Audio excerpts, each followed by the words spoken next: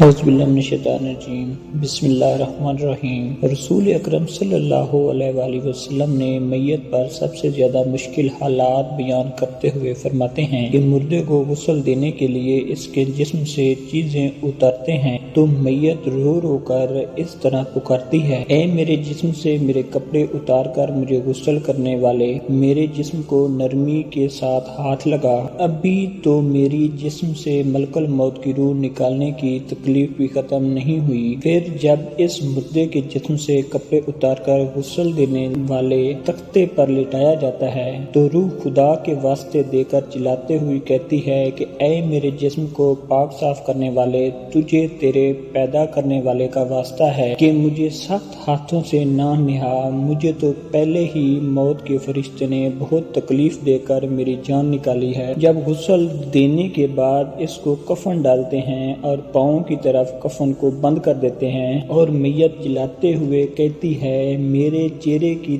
طرف سے کفن کو ابھی بند نہ کرنا، کیونکہ میرے خاندان والے اور عزیز و اقارب مجھے آخری دفعہ جی بھر کر دیکھ لیں، کیونکہ آج کے بعد وہ مجھے قیامت کے دن ہی دیکھ سکیں گے۔ جب میت کا جنازہ اٹھانے کے لیے بندے میت کی چارپائی کے پاس آتے ہیں تو روح چلاتے ہوئے کہتی ہے، اے میری میت اٹھانے والوں، تم کو خدا کا واسطہ ہے، مجھے گھر سے باہر لے کر جانے میں جلدی نہ کرو، میں اپنے بیوی بچوں اور رشتہ داروں کو اچھے طریقے سے مل لوں۔ جب اس میت کا جنازہ دروازے سے باہر لے کر جا رہے ہوتے ہیں تو میت کہتی ہے کہ آج میں اپنے بچوں کو یتیم اور بیوی کو بیوہ کر کے جا رہا ہوں، آپ کو اللہ کا واسطہ ہے کہ ان کو کبھی تنگ نہ کرنا، ان کے ساتھ ہمیشہ نرمی سے پیش آنا، میں اب کبھی ان کے سامنے نہیں آؤں گا، نہ ہی قیامت تک ان کی شکل دیکھ سکوں گا۔ جب جنازے کو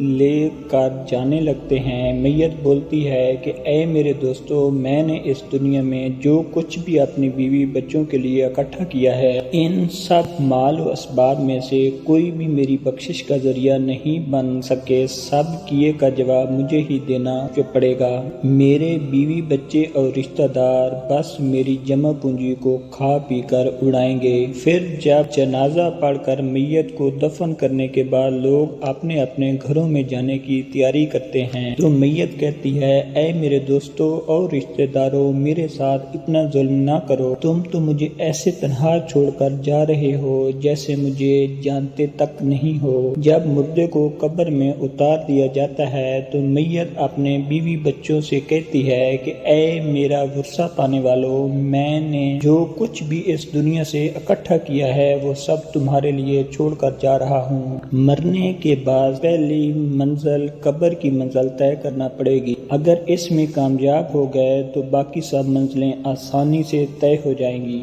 قبر کی پہلی رات وہ پہلی رات ہے کہ جب میت کو دفن کرتے ہیں۔ روایات کے بقول پہلی رات میت کے لیے بہت سخت رات ہے اور اس کے مختلف مراحل ہیں۔ سب سے پہلے فرشتہ جس کا نام رومان ہے وہ نامہ اعمال دکھانے کے لیے داخل ہوگا، اس کے بعد دو فرشتے نکیر و منکر یا بشیر و مبشر اس شخص کے عقائد اور اعمال کے بارے میں سوال کریں گے۔ بعض اعمال جیسا کہ نمازوں کو خشت مبرم میت ان سختیوں کو کم کرنے میں مدد کریں گے۔ قبر کی پہلی رات مومنوں کے لیے خوبصورت اور آرام دہ اور کافروں اور بدکاروں کے لیے بہت سخت اور وحشتناک ہوگی۔ اکثر محدثین کے مطابق قبر کے سوال و جواب اسی مادی بدن سے ہوں گے۔ اکثر کے مطابق برزخی بدن سے منکر و نکیر کے سوال قبر کی پہلی رات کی اہم کارروائی ہے۔ یہ